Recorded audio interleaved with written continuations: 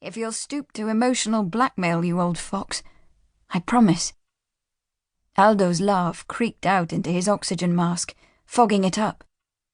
"Promise me you'll visit Monte Libertà. As you have no family in England, I'd like you to see the town where I was born. Lay flowers for your grandparents." He sighed.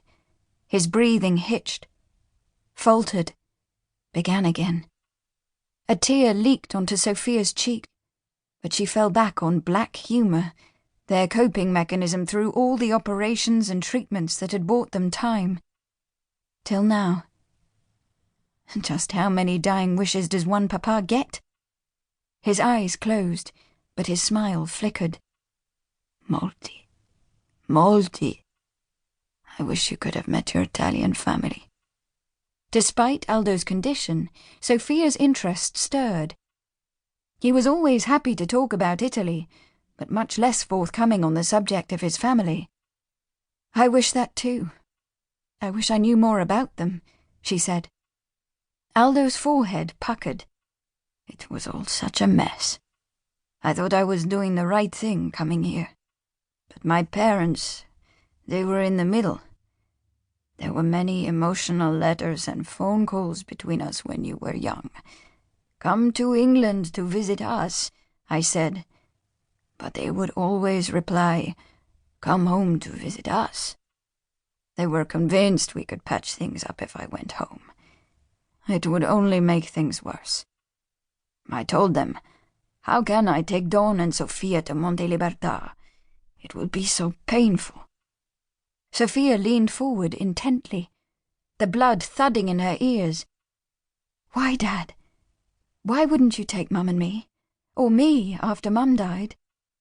What did you need to patch up? What were they in the middle of?" Was Aldo, at long last, ready to tell her the story that had intrigued her, growing up, of how and why he'd abandoned his homeland?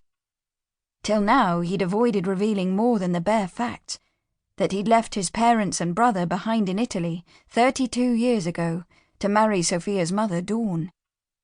His Italian family hadn't been at the wedding. Dawn had died when Sofia was 5, and his parents in a road accident 2 years later. He'd always parried Sofia's eager quest for more information with, "It's all too sad to talk about. I don't want to make you sad." Then he'd stroke her hair and change the subject. Now Aldo opened his eyes and continued as if he hadn't heard her questions. "Go to Monte Libertà and drink Orvieto Classico as it's meant to be drunk, designed for the Italian palate, not the British one." He paused. His breathing paused too, restarted. "If you see your Uncle Gianni, tell him I'm sorry." She used the heels of her hands to wipe her tears away. It was frustrating that her father was dodging her questions once again, but he was so gravely ill now that it would be unkind to press him on why he wanted to apologize to the brother he'd been estranged from for decades. "I will." She took his hand. Aldo's smile was so faint she almost missed it. "The last promise, then. Be happy, Sofia. Be happy." "I promise," she whispered. Chapter 1. The following year, as tourist season begins. Promises number 1, number 2, and number 3. Don't mope. Do all the things single women do. Visit Monte Libertà. Sofia could see what Davide was up to. Threading between the black iron tables of Il Giardino, he was deliberately brushing against Amy, apparently irresistibly drawn to her blonde-haired, blue-eyed prettiness.